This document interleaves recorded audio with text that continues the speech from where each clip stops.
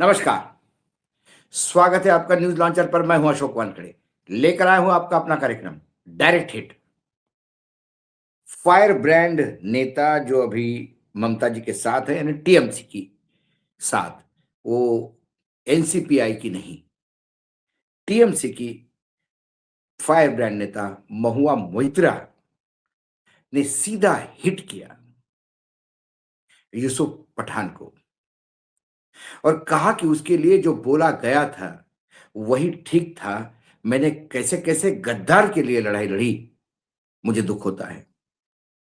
क्यों गद्दार कहा, कौन सी लड़ाई लड़ी, इसके लिए आपको थोड़ा पीछे संसद में जो वाकया हुआ उसका जिक्र पे जाना होगा। तृणमूल कांग्रेस के नेता महुआ मोइत्रा ने बागी सांसद यूसुफ पठान पर बड़ा हमला बोला है। श्रीनगर के सांसद ने संसद में एसआईआर के विरोध का वाकया का उल्लेख करते हुए लिखा कि उस वक्त यूसुफ पठान कांप रहे थे, वे डरे हुए थे। इस पर महुआ मोइत्रा ने तगड़ा हमला बोल दिया। क्या था, क्या वाकया था? ममता बनर्जी का साथ छोड़ने पर महुआ मोइत्रा ने एक्स पर लिखा है कि नेशनल कॉन्फ्रेंस के नेता, पूर्व मंत्री और श्रीनगर के सांसद आगा सैयद रूहुल्लाह मेहंदी के जवाब देते हुए लिखा कि हाँ सर, वो असुद्दीन ओवैसी ही थे जो यूसुफ पठान को चेतावनी दे रहे थे। याद है? कितना अफसोस की बात है कि मैंने एक ऐसे गद्दार के लिए लड़ाई लड़ी जिसमें ना तो हिम्मत थी ना रीढ़ की हड्डी। उनके लिए कमेंट्री करना ही बेहतर था जितना डरा हुआ बुज़दिल इंसान। यूसुफ पठान 2024 में क्रिकेटर है, गुजरात के है। लोकसभा चुनाव में कांग्रेस से दिग्गज नेता अधीर रंजन चौधरी को हराकर बहरामपुर से जीते थे।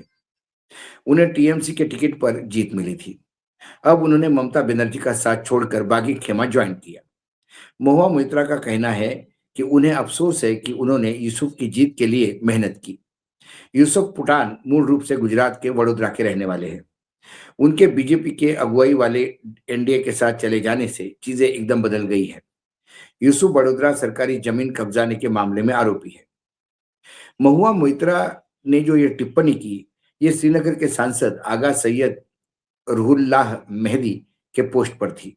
मेहदी ने लिखा कि संसद के पिछले शीतकालीन सत्र के दौरान पूरा विपक्ष सदन में एसआईआर और अन्य मुद्दों का विरोध कर रहा था। हमेशा की तरह तृणमूल कांग्रेस के सांसद सदन के बीचों बीच वेल में आकर निडरता से विरोध का नेतृत्व कर रहे थे। मैं भी वहां मौजूद था। मैंने एक प्रसिद्ध या मैंने एक प्रमुख मुस्लिम सांसद जो टीएमसी के नहीं थे को यूसुफ पठान पर चिल्लाते हुए उन्हें विरोध से हटने के लिए कहते हुए सुना। यूसुफ वास्तव में हटाए गए और अपनी सीट पर वापस चले गए। मेहंदी ने लिखा कि मैंने यूसुफ के चेहरे पे बदलाव देखे, वो लगभग कांप रहे थे। उस सांसद के जाने के बाद मैं यूसुफ के पास गया और मैंने पूछा क्या हुआ, वे डरे हुए क्यों लगते हैं?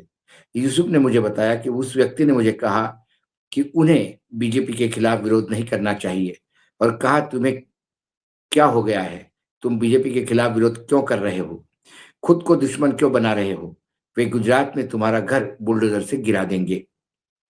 मेहंदी ने आगे लिखा कि इसी बीच महुआ मोइत्रा आई और मुझसे पूछा कि क्या हुआ। मैंने उसको बताया कि यूसुफ डरे हुए हैं क्योंकि उस व्यक्ति ने यूसुफ से कहा था कि बीजेपी गुजरात में उनका घर बुलडोजर से गिरा देगी। महुआ मोइत्रा गुस्से में आ गई और यूसुफ से कहा कि उस व्यक्ति की बात ना सुने, हम आपके साथ हैं, हम एक हैं और कोई भी आपको या आपके परिवार को छूने की हिम्मत नहीं करेगा। मेहदी ने आगे लिखा कि महुआ मोइत्रा और टीएमसी के लिए बुरा लगता है, आपने उनका साथ दिया लेकिन उन्होंने और उनके जैसे लोगों ने आपके पीठ में छुरा घोंपा। अब ये पूरी स्टोरी 2 ट्वीट के पे जो एक्स प्लेटफॉर्म पे है उसके इर्द-गिर्द घूमती है। ठीक है? अब क्या जो मेहदी साहब है उसने क्या ट्वीट दिया, वो ट्वीट आप देख सकते हैं एक्स प्लेटफॉर्म पे। During the last winter session of the parliament the entire opposition was protesting against SIR and other issues in the house. इसका हिंदी में पहले आपने सुन लिया है।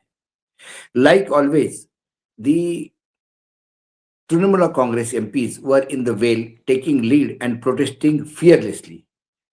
बिना डरे वो लगातार विरोध कर रहे थे. I was there and I heard a prominent Muslim MP, not from TMC. मैंने देखा कि एक प्रमुख मुस्लिम सांसद जो टीएमसी के नहीं थे, वो यूसुफ पठान के तरफ जोर से चिल्लाए और उसे कहा कि तुम यहां से हट जाओ, क्यों विरोध कर रहे हो. Yusuf actually did withdraw and came back to his seat. I saw changes in Yusuf's face. He was almost shivering. After that MP left, I went to Yusuf and asked him what happened. Why did he look so scared? Yusuf told me that this person told him that he should not protest against BJP, saying, "What is wrong with you? Why are you protesting against BJP? खुद को दुश्मन क्यों बना रहे हो? They will bulldoze your house in Gujarat."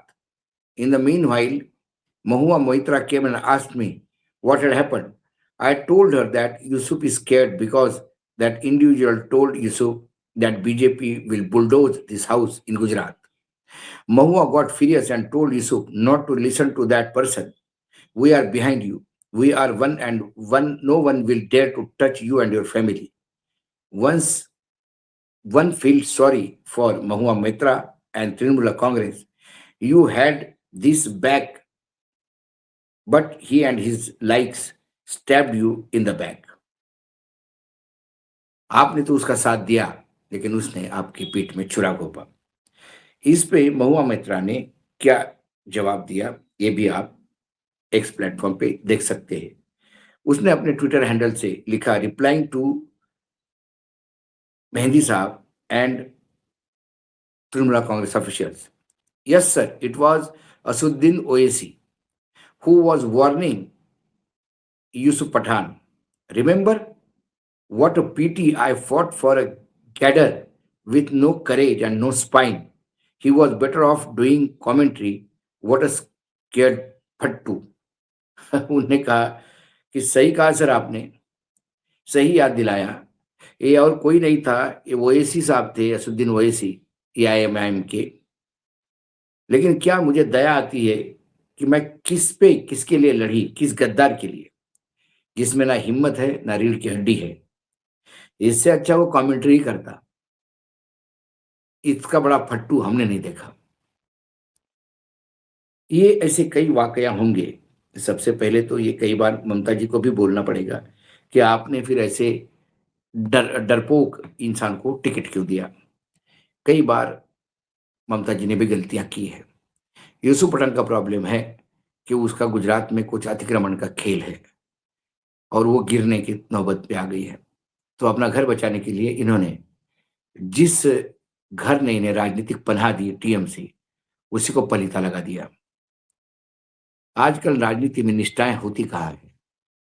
आज स्वार्थ सर्वोपरि होता है. आपका स्वार्थ है, पहले अपना घर बचाओ, अपने परिवार को बचाओ, अपने आप को बचाओ, फिर समय मिला तो पार्टी को बचाओ. तो विचारधारा कुछ नहीं होती, स्वार्थ होता है. और ममता जी को भी ये देखना होगा कि आपने किसी एक्ट्रेस को उठा के सांसद बनाया, किसी क्रिकेटर को बना के सांसद बनाया, तो उसकी परिणति क्या हुई. इससे अच्छा जिसने टीएमसी में जिस सामान्य वर्कर ने जो आपके साथ लेफ्ट का जब शासन था तब डंडे खा रहा था, सर फुड़वा रहा था, यदि ऐसे ही पार्टी वर्कर को आप साथ रखती तो शायद वो साथ होते. ऐसे कई 8 कम से कम सांसद तो ऐसे हैं कि जो आपके साथ है. कईयों को आपने उनको टिकट दिया जो बाहर से आए थे, वो गद्दार निकले. जो उनके नहीं हुए वो आपके कैसे होंगे, ये भी देखना है. एक्टर्स एक्ट्रेस ये ग्लैमर वाले लोग होते हैं, इनकी अपनी दुनिया होती है. उनकी राजनीतिक विचारधारा कुछ नहीं होती. एक इनकम टैक्स की रेड और विचारधारा बदलती है, एक ईडी की रेड और एक विचारधारा बदलती है. तो आज की डेट में राजनीति में आप किसको साथ रखते हो, किसको प्रमोट करते हो, ये बड़ा सोच समझ के करना पड़ता है, नहीं तो सीधा हिट होते हो. लेकिन महुआ मित्रा वो लगातार लड़ रही है, ममता जी के लड़ रही है और हमलावर है. और उस स्थिति में जब बहुत सारे लोग, मतलब 60 के आसपास विधायक, 20 के आसपास सांसद ममता को छोड़ गए, जो बचे हैं, क्योंकि हमारे यहाँ अनंतराव थोपटे नाम के एक कांग्रेस के बहुत बड़े नेता हुए महाराष्ट्र में। और जब शरद पवार ने पार्टी छोड़ी और अपनी पार्टी बनाई, तब पुणे के party office, Congress party office पे शरद पवार के लोगों ने कब्जा कर लिया, क्योंकि ये हमारी प्रॉपर, हम तो इसी पे आप हमारा ऑफिस चलाएंगे। जब ये बात दिल्ली तक पहुंची, तो प्रणब मुखर्जी के पास एक ही नाम था, आनंदराव थोपटे। उन्हें आनंदराव थोपटे को फोन किया। आनंदराव थोपटे बहुत सीनियर लीडर थे, उसी पुणे जिले के पालक मंत्री रह चुके हैं। उन्हें फोन करके कहा, अनंतराव, वो ऑफिस कांग्रेस का है और कांग्रेस का रहना चाहिए। अनंतराव ने कहा, आप चिंता मत करिए। अनंतराव गाड़ी में बैठ के सीधा अपने कार्यकर्ताओं के साथ पहुंच गए। अनंतराव खुद बहुत बड़े कुश्ती के पहलवान थे, यूनिवर्सिटी में गोल्ड मेडलिस्ट थे। उनका शरीर, वो राजनीति के ही नहीं, कुश्ती के भी दांव पे अच्छे जानते थे। वो और उनके साथियों ने सीधा खदेड़ दिया शरद पवार के लोगों को। ऑफिस में से फोटो वोटो हटाए, फिर महात्मा गांधी, जवाहरलाल नेहरू, इंदिरा गांधी के फोटो एस्टेब्लिश किए। बाहर बोर्ड फिर कांग्रेस का लगा दिया। उस जमाने में टेलीविजन चैनल नहीं हुआ करते थे। अखबार के पत्रकार वहां पहुंच गए और उन्होंने पूछा, क्या हुआ? बोला, हमारा ऑफिस था, कुछ लोग अतिक्रमण करने आए थे, भगा दिए गए। वहां उन्होंने एक डायलॉग बोला था, उड़ाले ते कावळे, राहिले ते मावळे। अब इसमें दो शब्द है, मराठी में है ये, कावळे और मावळे। मावड़ा उसको कहते हैं जो छत्रपति शिवाजी महाराज का सोल्जर हुआ करता था, उसको मावड़ा कहते थे। और कावड़ा उसको कहते हैं कौवे को। तो उन्होंने कहा कि जो उड़ के चले गए वो कौवे है, जो बचे हैं वो छत्रपति शिवाजी महाराज के सैनिक हैं। उसके बाद जब भी दल बदल होता है महाराष्ट्र में, ये फ्रेज प्रोमिनेंटली यूज होती है, उड़ा लेते कावड़े, राह लेते मावड़े। वैसी स्थिति ममता के पास भी है। जो चले गए वो कौवे थे, उड़ गए।